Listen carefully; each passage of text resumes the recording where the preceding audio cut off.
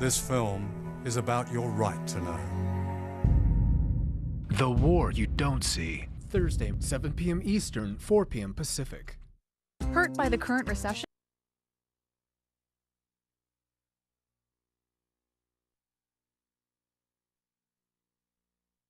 Defense between that civil society and its destruction. Chris Hedges calling all rebels. Coming up next.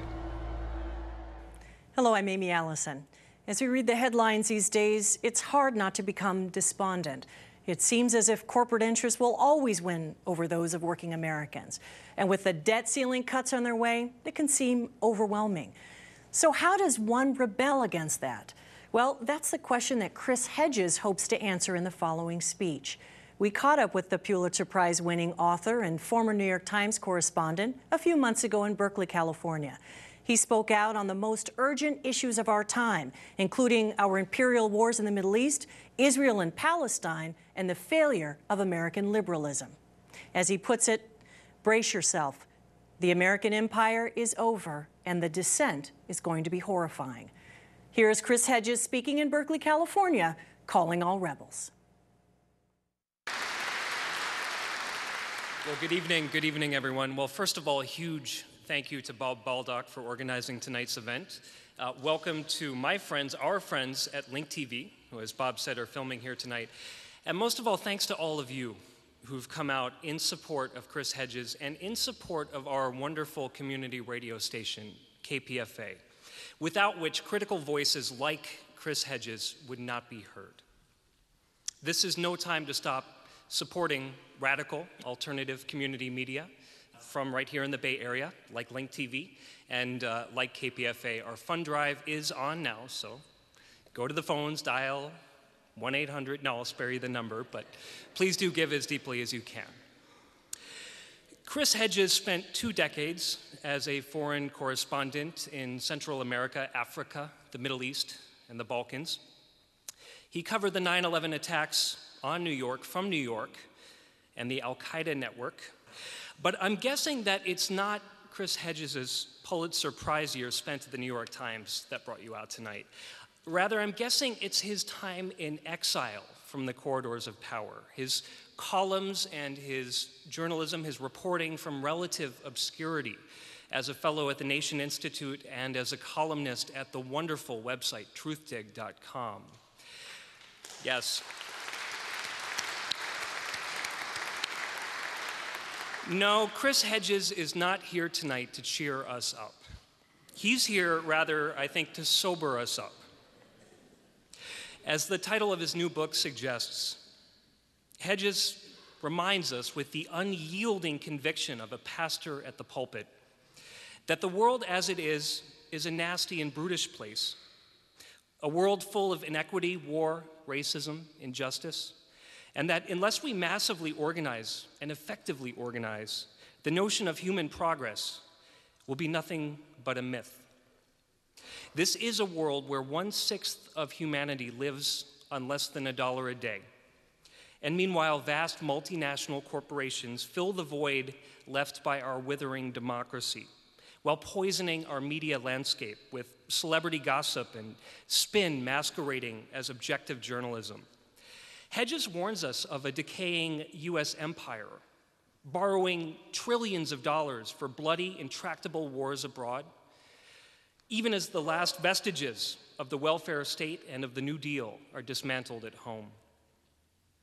He writes of Israel's military, propped up and armed to the teeth by this nation, colonizing Palestinian lands in the West Bank and raining death from the skies over the Gaza Strip.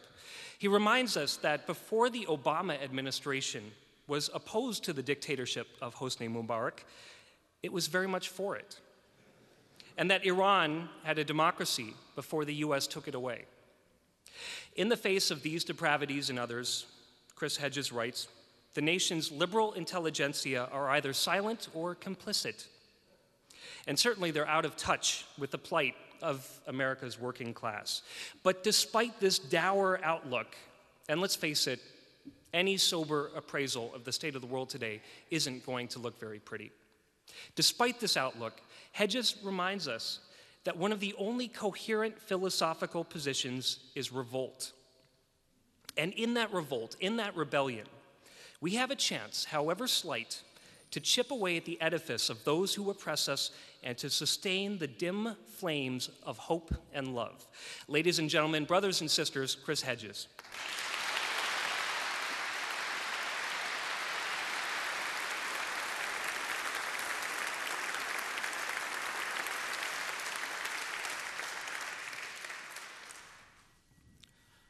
I have walked through the barren remains of Babylon in Iraq and the ancient Roman city of Antioch, the capital of Roman Syria, which now lies buried in silt deposits.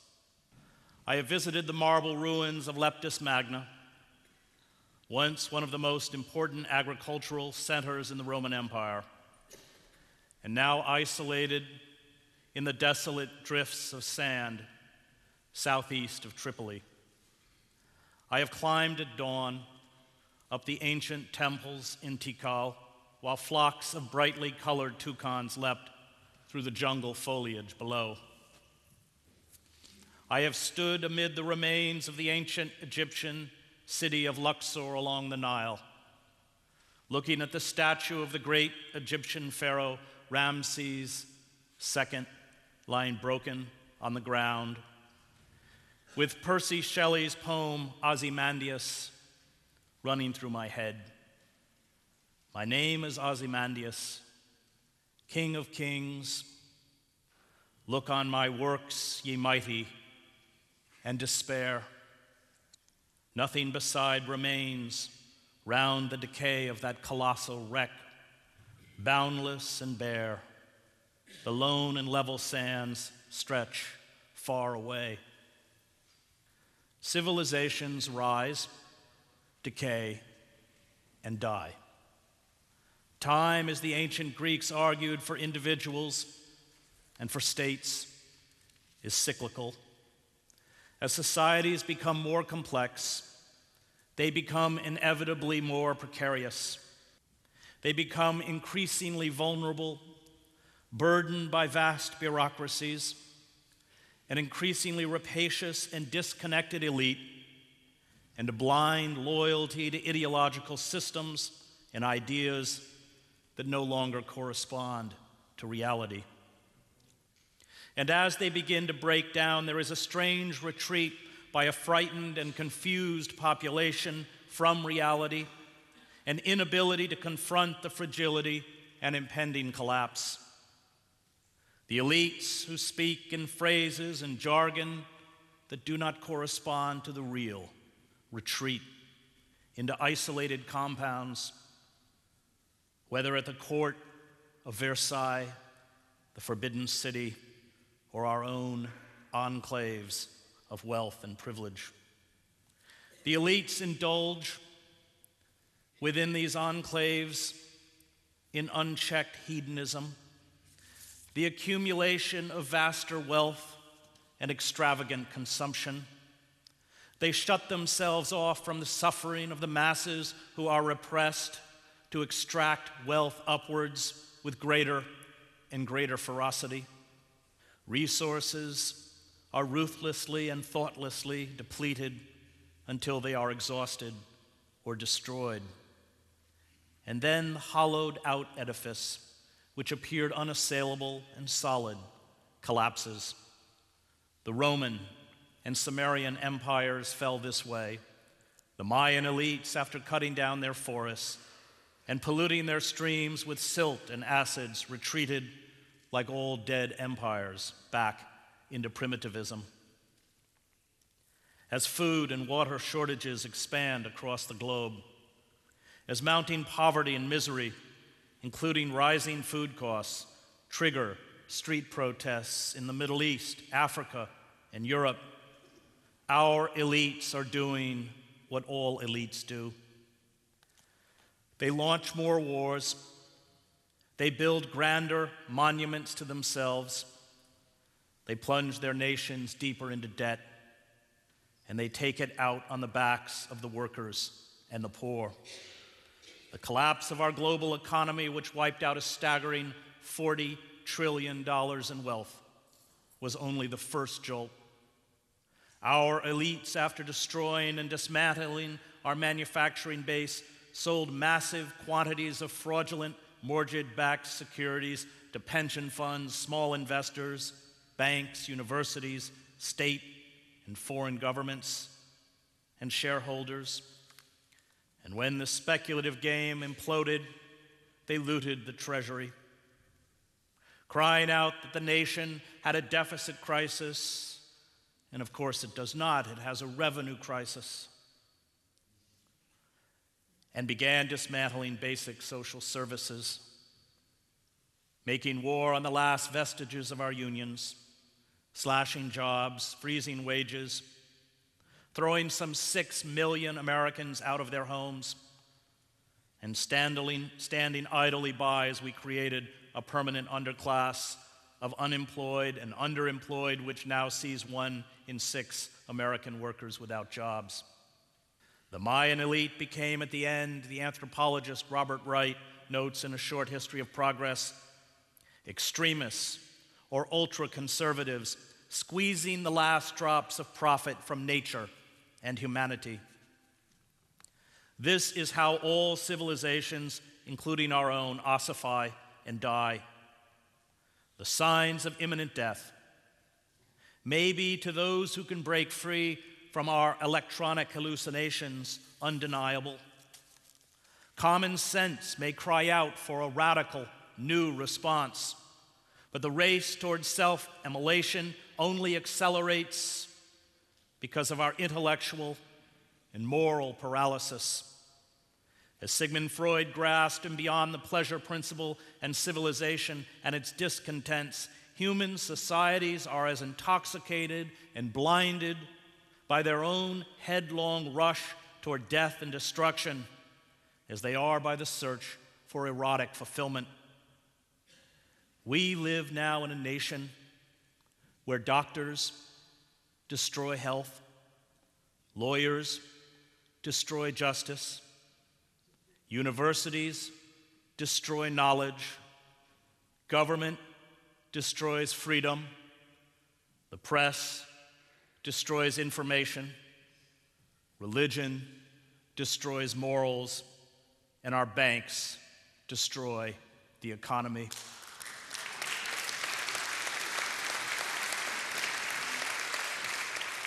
The turmoil in the Middle East, the implosion of national economies such as those of Ireland and Greece, the collapse of states such as Somalia and Ivory Coast, the increasing anger of a beleaguered working class at home and abroad, the growing, desperate human migrations, and the refusal to halt our relentless destruction of the ecosystem on which human life depends are the harbingers of our own collapse. They are the consequences of the idiocy of our elite and the folly of globalization. Protests and movements that are not built around a complete reconfiguration of American society, including a rapid dismantling of empire and the corporate state, can at best only forestall the inevitable. We will be saved only with the birth of a new and militant radicalism, one that defies all formal power structures, including the Democratic Party.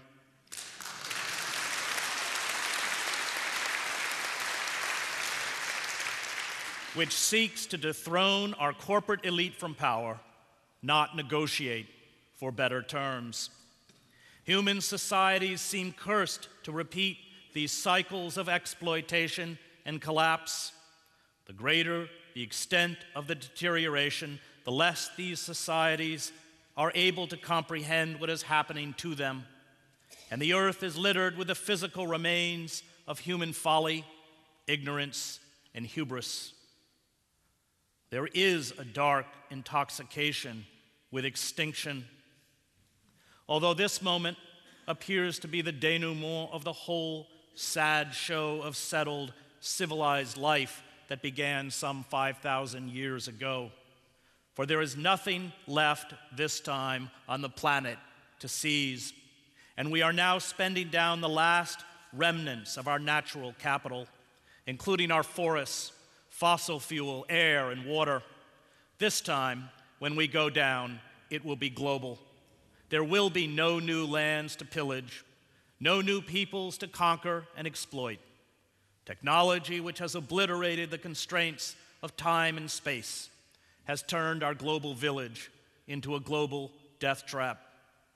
The fate of Easter Island will be writ large across the broad expanse of planet Earth.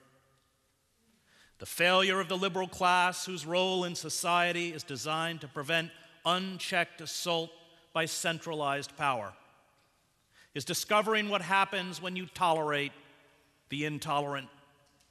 Let hate speech pollute your airwaves.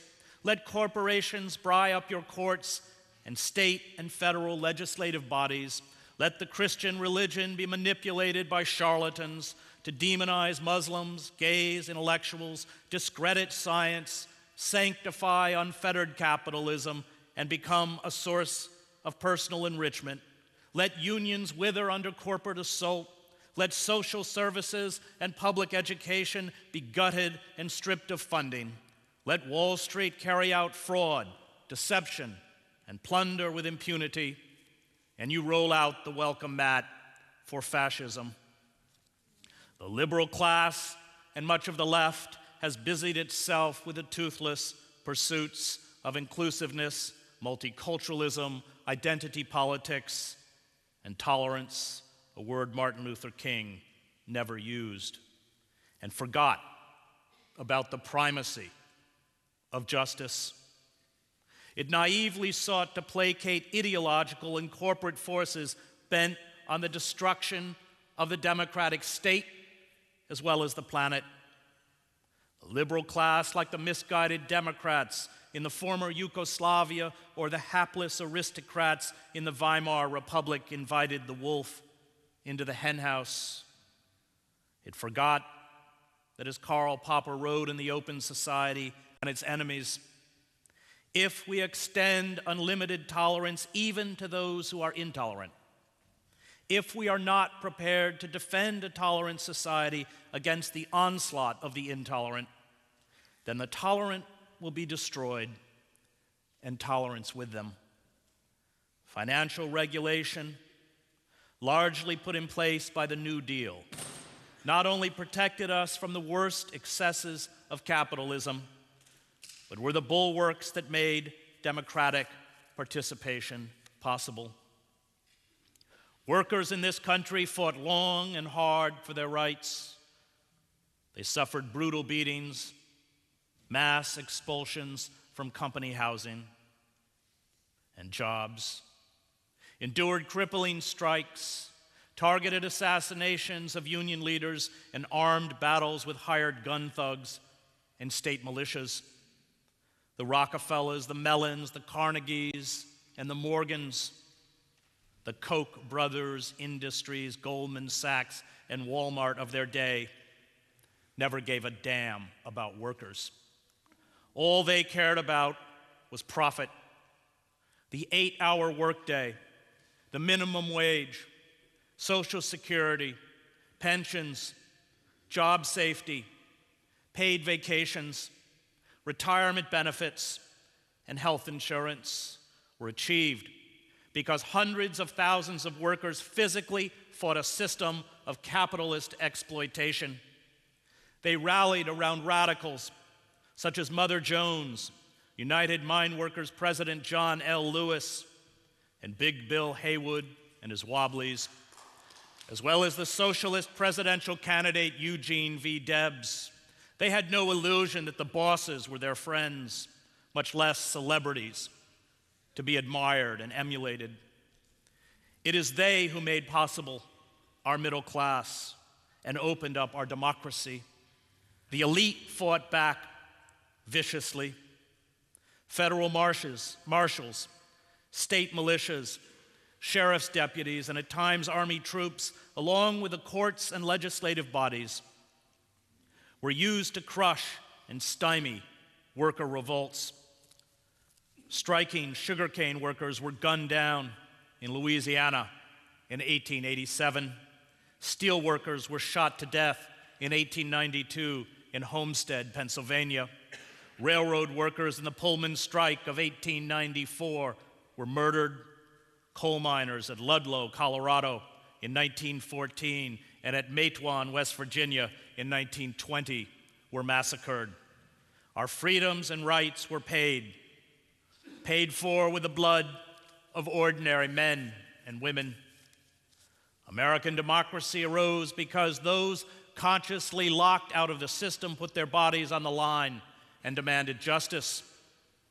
The exclusion of the poor and the working class from the systems of power in this country was, after all, deliberate. The Founding Fathers deeply feared popular democracy, and they rigged the system to protect the elite from the start, something that has been largely whitewashed in public schools and by a corporate media that has effectively substituted myth for history. Europe's poor, fleeing to America from squalid slums and workhouses in the 17th and 18th centuries, were viewed by the elite as commodities to exploit.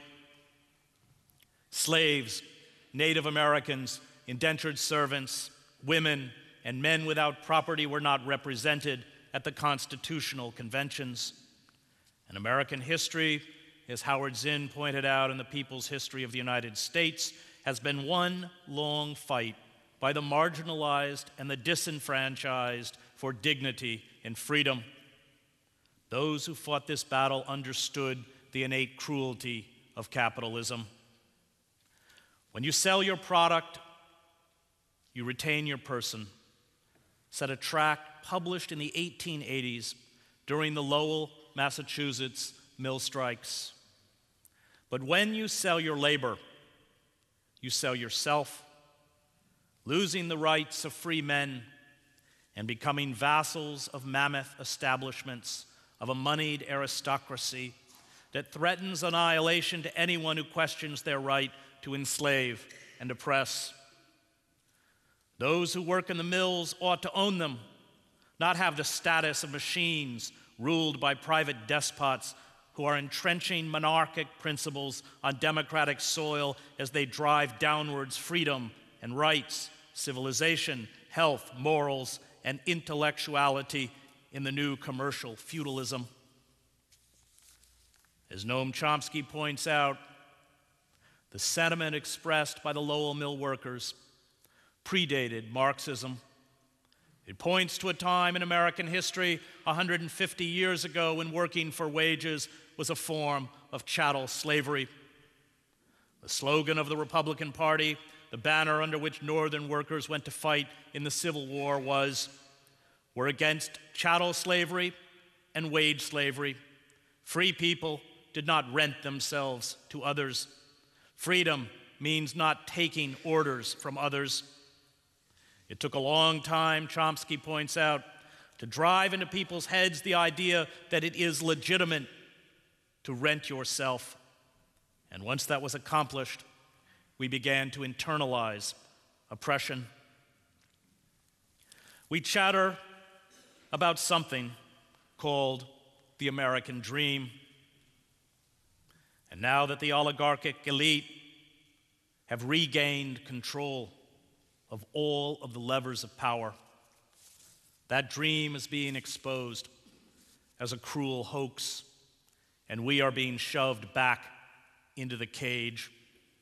Slick public relations campaigns, the collapse of public education, nearly a third of the country is illiterate or semi-literate, the rise of amoral politicians such as Bill Clinton and Barack Obama, who pose as liberals while selling their souls and betraying basic liberal and democratic principles for corporate money, have left us largely defenseless. The last vestiges of unionized workers in the public sector are reduced to protesting in states like Wisconsin for collective bargaining, in short, the right to ask employers for fair working conditions. This shows how far labor and the country has deteriorated, and it looks as though even this basic right to ask, as well as raise money through union dues, has at least for the moment been successfully revoked in Madison. The Democratic Party and the remnants of organized labor steered passions in Wisconsin away from a general strike where workers should have gone to tepid attempts to recall legislators. The public debate, meanwhile, dominated by corporate control systems of information, ignores the steady impoverishment of the working class and absence of legal and regulatory mechanisms to prevent our reconfiguration into a neo-feudal society. The airwaves are saturated with good-looking and charming corporate apologists. They ask us why public sector employees have benefits sneeringly called entitlements, while non-unionized working and middle-class people are denied.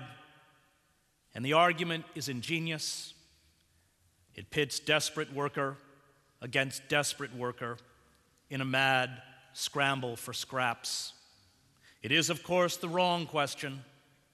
Why, we should ask, don't working men and women have health insurance, pension plans, job protection, and living wages?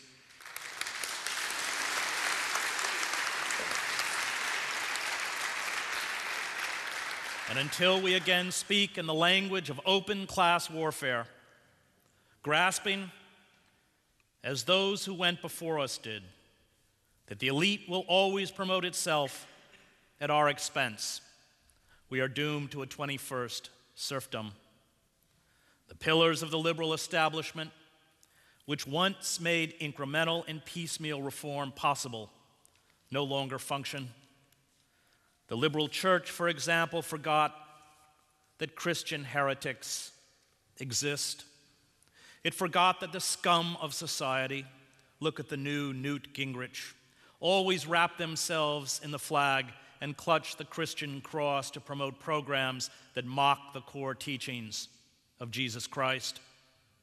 And for all their years of seminary training and Bible study, these liberal clergy have stood by mutely as televangelists betrayed and exploited the gospel to promote bigotry, hatred, and greed. What was the point, I wonder, of ordination? Did they think the radical message of the gospel was something they would never have to fight for?